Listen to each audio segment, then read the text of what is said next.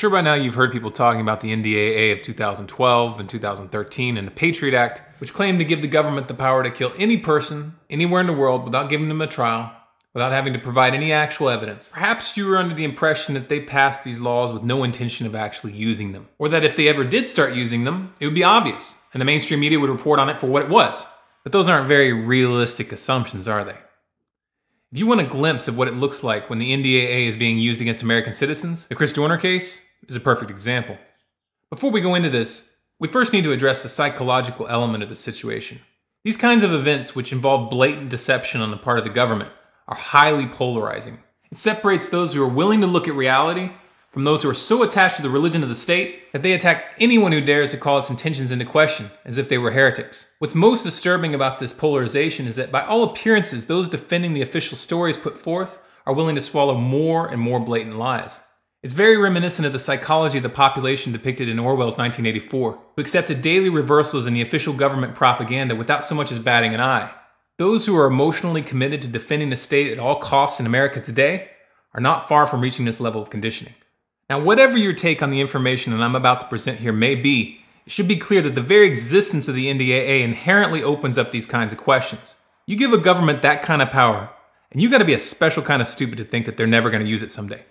This case isn't just about Dorner. It's about setting a series of precedents and conditioning the public for a new normal, where drones are used to hunt fugitives within the country, where massive police checkpoints are established all across the country searching random vehicles without warrants, and where hundreds of house-to-house searches were performed with no probable cause and with no warrants issued, and where a flimsy story is presented to explain how a suspect that's been labeled a domestic terrorist is killed before he can have his chance to stand trial.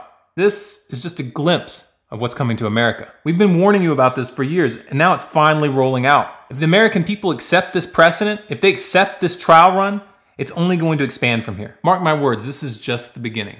Now, the simple fact of the matter is that we will probably never know the full story of the Dorner case. There isn't going to be a legitimate investigation. The mainstream media isn't going to do any real journalism. But most importantly, Dorner isn't going to get to give his side of the story, because dead men tell no tales. It was obvious from the very beginning of this manhunt that Dorner was wanted dead, not alive. Early on, a truck loosely matching the description of Dorner's vehicle was spotted, and the police instantly opened fire, hitting 71-year-old Emma Hernandez in the back and injuring 47-year-old Maggie Carranza with flying glass. According to the women who made a statement to CBS through their lawyer, there was, quote, "no warning. There were no orders, no commands, just gunshots." Think about this for a second. They opened fire without even taking time to verify that the occupant of the vehicle was a man. From that point on, it was clear to many of us that Dorner was never going to stand trial. Why is that exactly? Could it be that they didn't want him to tell his side of the story? Now, I'm sure you've all heard about this manifesto that Dorner supposedly wrote, and this is being presented to the public as the primary evidence of his guilt. But what real evidence do we have that he actually wrote it? How hard is it to type up a document and put it out in someone else's name? It's not that hard at all. But we're just supposed to take LAPD's word on this, even though the background story here is that Dorner had come forward exposing corruption inside of the LAPD. Could it possibly be that he was being set up? And these are obvious questions, but they're not being asked at all by the mainstream media. We are being fed an official line and we're supposed to just swallow without any question, even though the manifesto itself is completely absurd and contradictory. This guy is supposedly on a cop-killing rampage, and in the middle of his manifesto, he puts out a call for gun control? Seriously, guys, is this the best you can do? I get the impression that some of the people you've got working for you need to go back to fraud school. On the other hand, I suppose we shouldn't be too surprised seeing this comes from the same government that tried to sell us a tall tale of how they killed Osama bin Laden, a man they've been searching for 10 years, only to dump his body off of a boat without so much as taking a picture or a DNA sample. If the public is gullible enough to buy that, then I suppose there's no need to come up with convincing stories. There are reports that claim that a local news organization received a fax from a Cabo San Lucas hotel early Saturday, in which Dorner claimed that he wasn't responsible for the killings. "It's not me," Dorner says in a statement. "I've been out of town on vacation and just heard the news that I'm blamed for killings that I did not and never would commit. This manifesto the police are using against me is just a few ideas for a screenplay I'm working on with former colleague Mark Furman. Tell my mom I'm okay. Once again, the cops have it all wrong. I will soon be in touch." Two things lend this story credibility. One is the fact that the last security camera footage that we have of Dorner 2 days before the killings show him buying scuba gear, which would make sense if he was about to go on vacation in Cabo San Lucas. It wouldn't make so much sense if he was planning on going on a murder spree.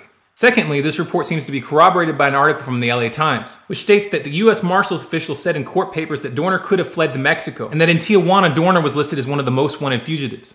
This would actually make sense if he had been on vacation in Mexico and he had sent the fax from Cabo San Lucas, because Tijuana would be the most likely border crossing when he re-entered the States. Now again, we don't really know what happened here.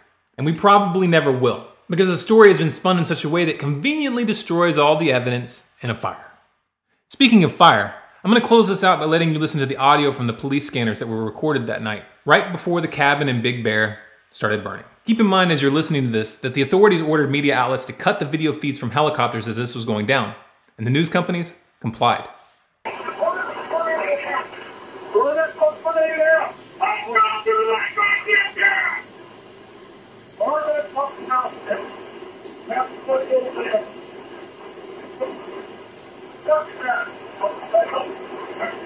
I don't know.